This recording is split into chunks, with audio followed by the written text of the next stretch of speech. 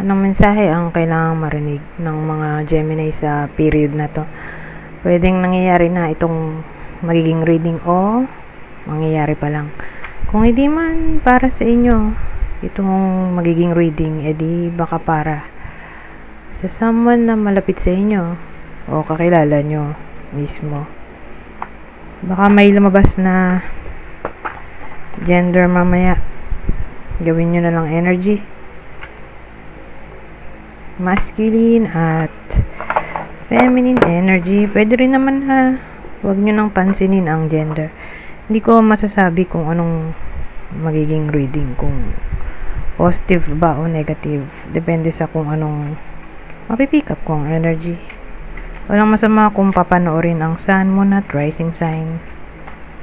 Kasi baka alin man sa mga yan ay mag-resonate na sa sitwasyon nyo. Nga pala, kakagaling ko lang sa trangkaso. Kaya pasensya na kung maririnig nyo palagi na piniplema ako o inuubo. Kasi hindi pa rin ako totally magaling. Anyways, simula na tayo.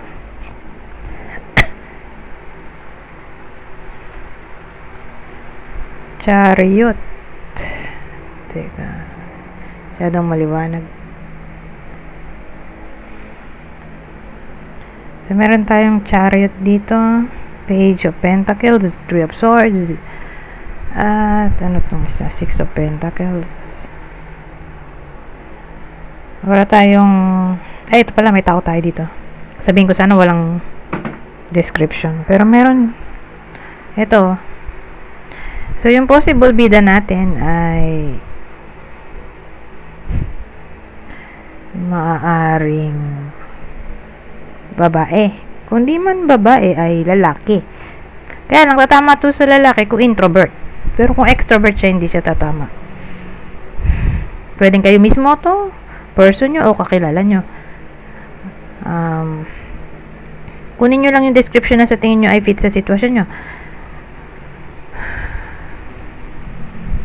Siguro may anak na siya.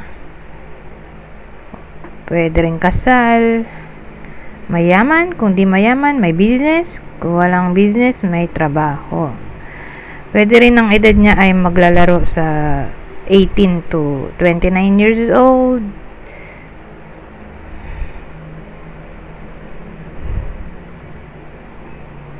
So, yun yung description ng bida natin. So, ano tong chariot?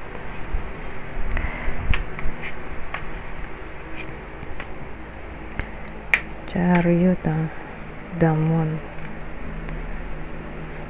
Five of Pentacles. At the ano yung sumunod? Ay, Page of Pentacles. Three of Swords.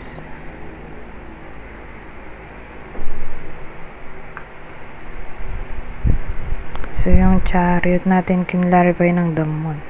Five of Pentacles, the Fool. So, anong ma-imagine ko dito? Parang nowadays pipilitin ng bida natin na maging in control sa takbo ng kanyang buhay, lalo na kung nagkaroon ng confusion sa part niya. Confusion, deception, fear, secrecy,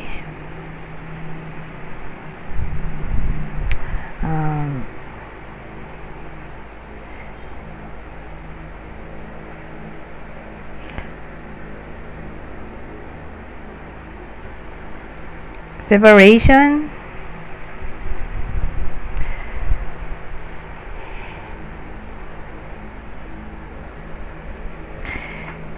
kasi magmumukha na itong iniwan, ignore, iniwan, neglect due to deception.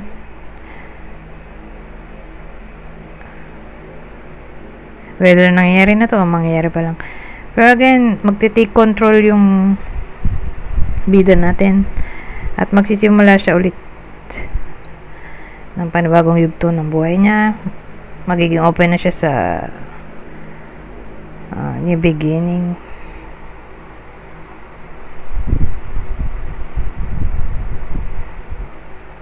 So, ganun ang dating. Pero magandang i-clarify natin tong part na to para masabi natin kung ano nga ba talaga, kasi medyo confusing, dalawa yung scenario. Pwedeng niloko sa pera or nagkaroon ng third party, iniwan dahil sa third party. Ano tong dalawang to? Dagdagan natin ng information.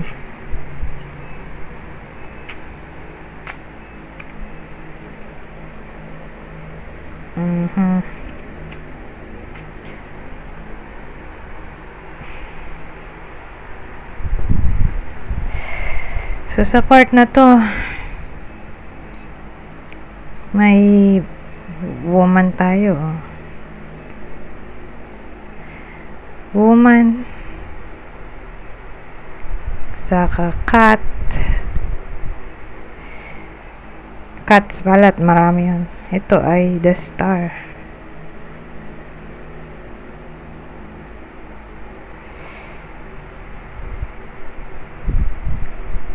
So, ano ang nangyari dito? So, may someone na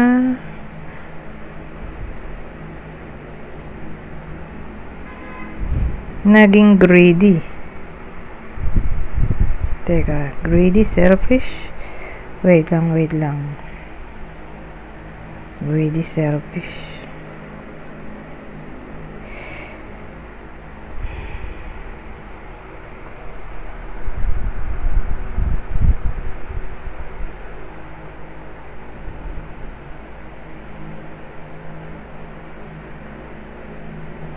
Wala namang third party dito eh.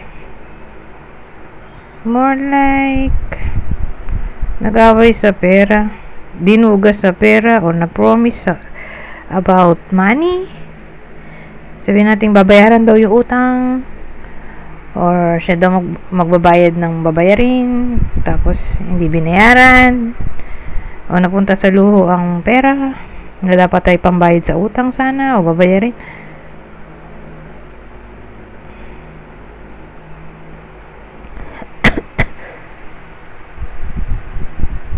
So, yun. Doon napunta yung kwento natin.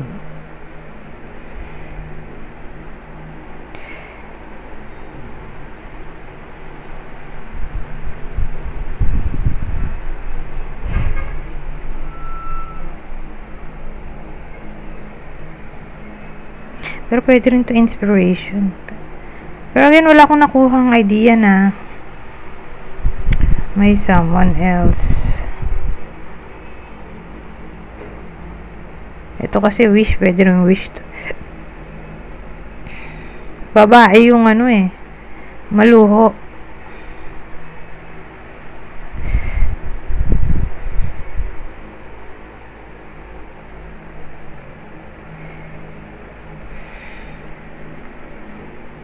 Tingnan, idagdagan pa natin to para malaman natin kung sila pa ba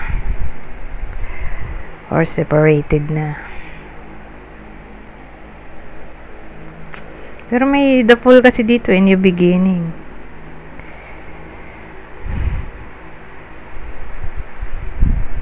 Parang nagmo-move on na siya. May someone na nagmo-move on. Nag-start ulit ng new chapter ng buhay niya. Dagdagan natin. Ito sa the fool naman to. Clarify natin yung the fool.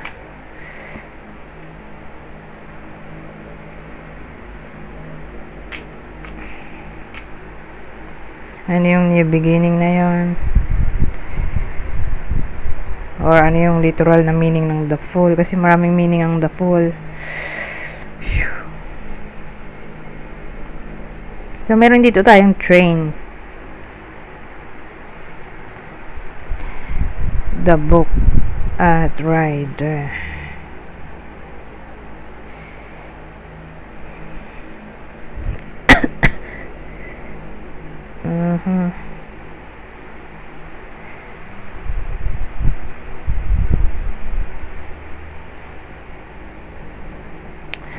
So ang dating sa akin,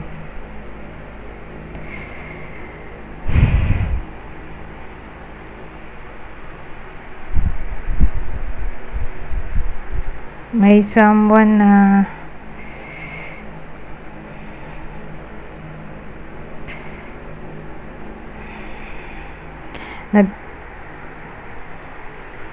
take action, aralin ulit ang sarili o i-continue ang inaaral kung may inaaral.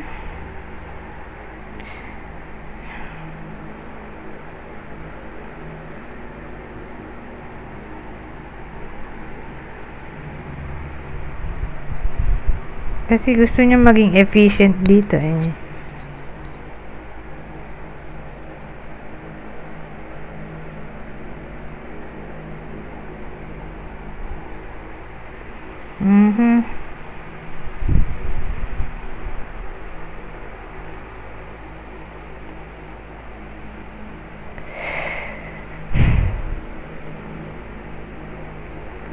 So overall,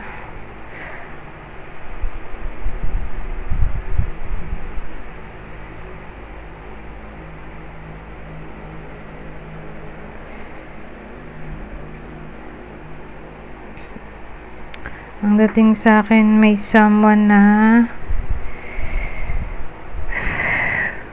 nag-aaral eh. Gusto niya mag-gain ng experience. Yun yung action niya dito. Pero wala tayong nakuhang idea kung separated na ba sila.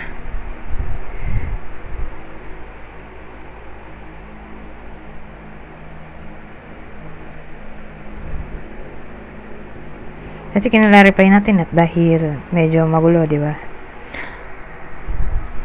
Wala lang dating sa akin since wala namang lumabas na card na nag-i-indicate na separated na sila. More like kasama pa rin sila eh.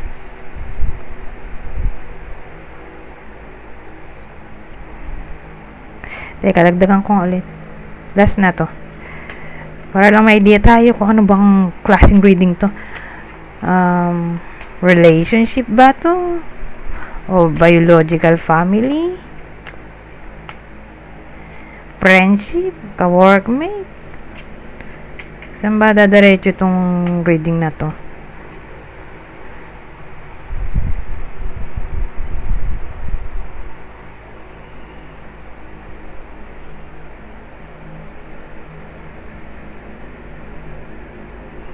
So again, ano siya eh, yung the moon plus 5 of Pentacles, parang niloko sa pera or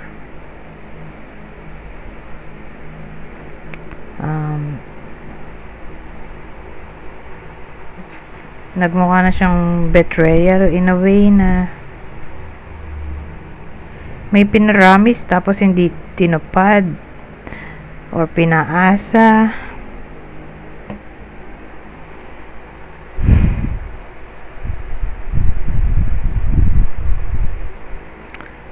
Parang feeling ignored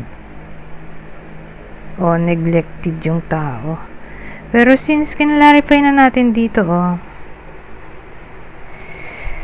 more like ito kasi career card to, ito rin career path daw to eh.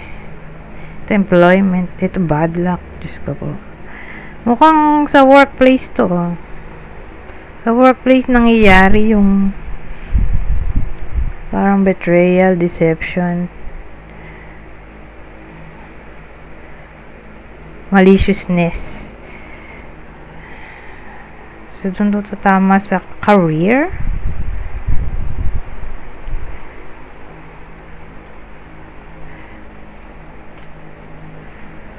Or sabihin natin may pinagawa sa kanya yung ka-workmate niya.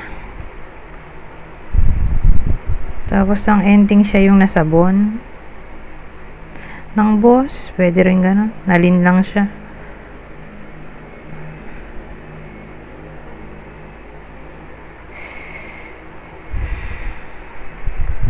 Mukhang career to eh.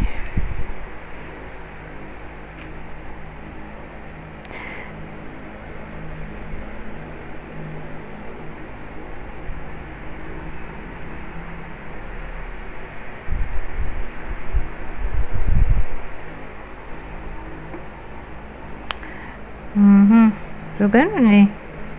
Nakashare siya itong mama.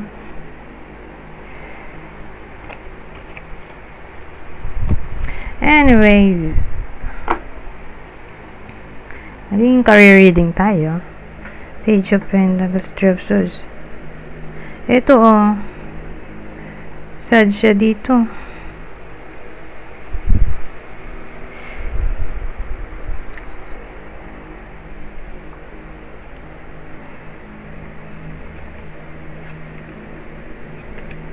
Dapat ba hindi ko na tinanggal to. Malilito ako eh.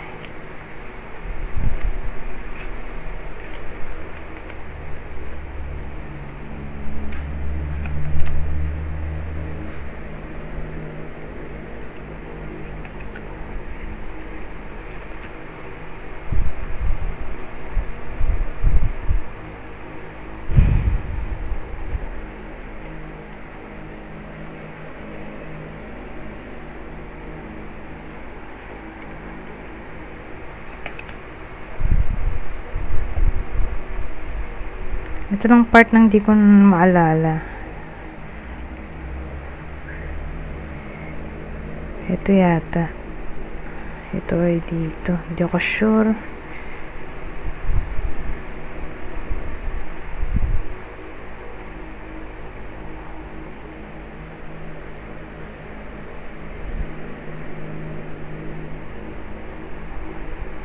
So, ang new beginning ay mag-take action, maging efficient, di ba? Sabi ko kanina dito sa part na to. Yung kinalarify natin yung the full. So, kaya pala may efficiency ay dahil work o career reading to. Na para bang imbis na mabuisit siya, yun yung way ng pag-take control sa sarili. Ay mag-aral o maging workaholic o maging productive.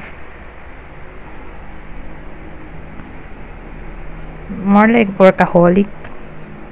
Ilalaan na lang ang attention sa trabaho. Pero sad siya dito. Dahil nga sa presence ng the moon natin kanina na may halong 5 of Pentacles.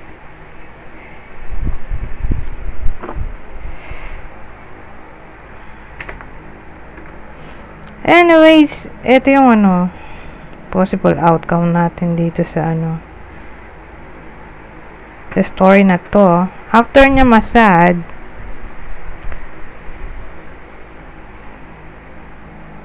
may blessing na paparating. Oh.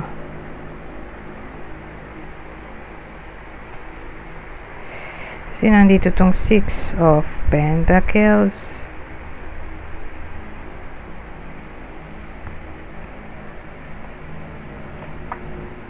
So, saan natin ang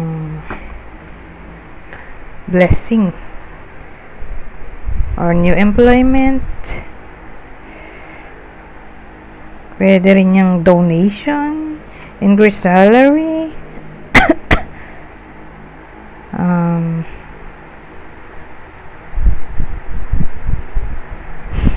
baka maka-receive ng gifts or kung di literal na gifts, promotion, money, or attention, praise, flattery,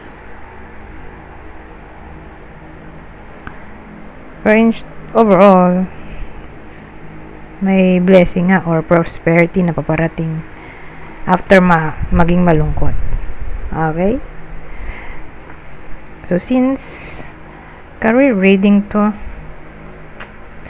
wala tayong clue. Yung mga clue na sinasabi ko sa bandang huli ng reading, ginagamit ko lang yun sa love reading.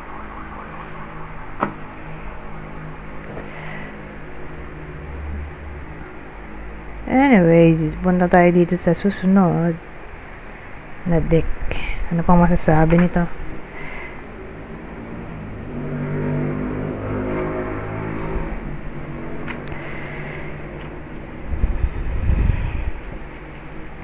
Ibang senaryo.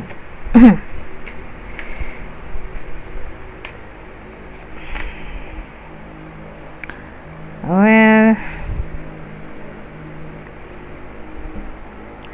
ang dating dito may important revelation na hindi magugustuhan ng iba sa inyo. Kasi ay nakalagay, important revelation, infantilism. So, yung bata dito umiiyak. So, siguro may madidiscover yung iba sa inyo na hindi magugustuhan. Kasi naging sad yung bata dito eh.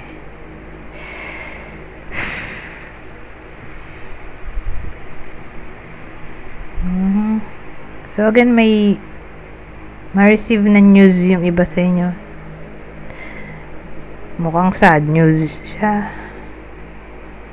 Or discovery ng something pero hindi nagustuhan.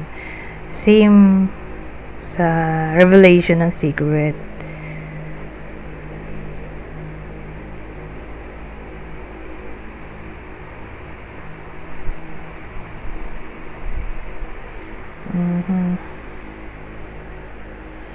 So, hindi ko na i-clarify yan.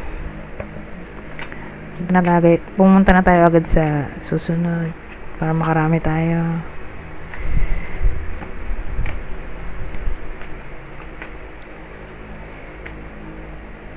Ito magandang part to. Marami pwedeng case dito. Sabihin natin reconciliation, heart-to-heart conversation, confession ng feelings ay posible sa ganitong combination.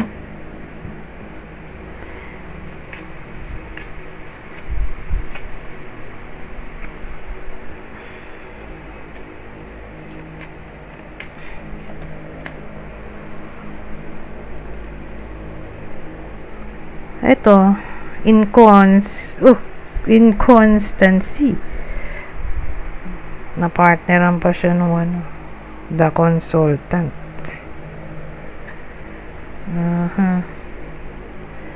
So, ang dating sa akin,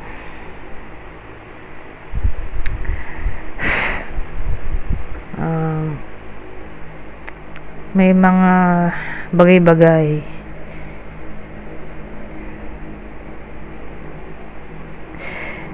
na mahirap maayos.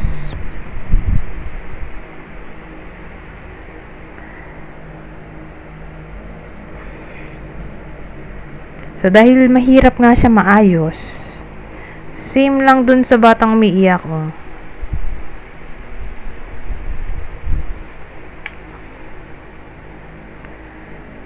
Ang dating, hindi agad ma-resolve yung problem dahil may inconstancy dito eh.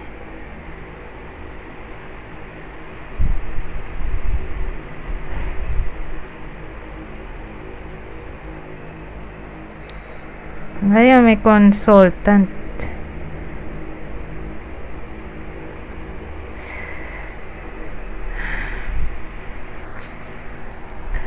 So, probably,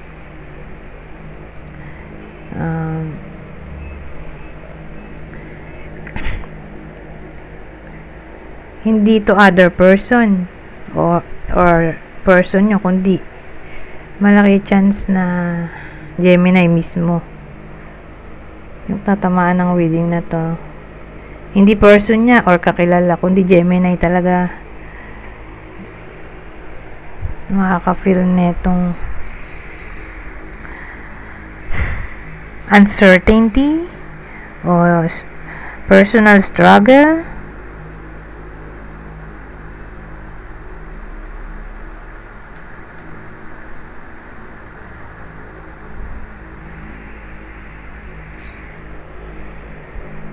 Well, dating sa akin so for some reason may iba sa inyo na problema, or sabihin natin problema na talaga, pero sa period na to wala pang improvement. Sad anyways, napakaba na dito. Meron pa pala tayong last deck. So, ano pong masasabi nito? Ito na yung last deck natin. Adapting.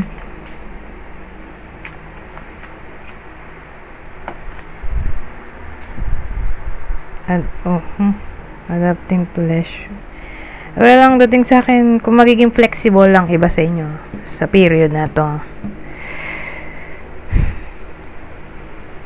Ang dating, dahil flexible, ma-overcome agad ang mga problema, or may kakayahan yung iba sa inyo na i-turn yung negativity sa positivity kung matututo mag-adapt o maging flexible.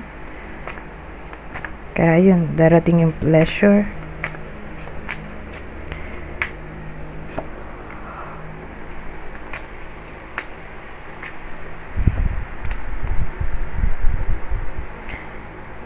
So, walang masama kung magiging playful sa topic ng authenticity or pagiging kayo.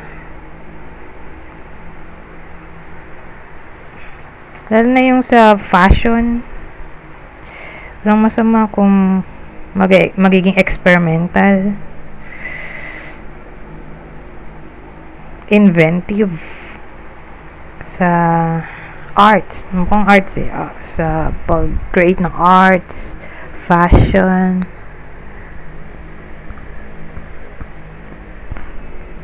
o fashion yung isa, diba? Fashion or passion. Letter P naman. Or pag-express ng sarili.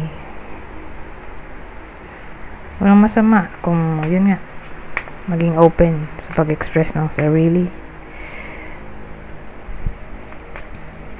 sa period na to. At ito ang huling combination. Limitless possibility of travel.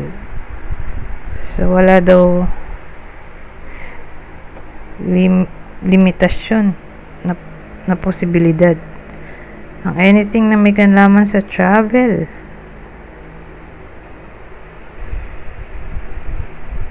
Well, wala talagang possibility kung may pera ka, diba? Yun lang naman ang maglilimit sa'yo o sa atin sa pag-travel.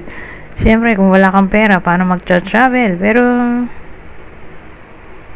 parang dating walang imposible kung gagawa ng paraan, diba? Gawa ng paraan magkapera or mapuntahan yung dream country. Parang nasa atin na lang talaga. Paano natin yun magiging posible?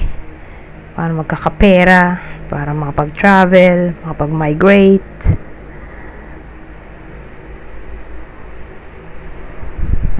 Anyways, hanggang dito na lang. Goodbye. For now.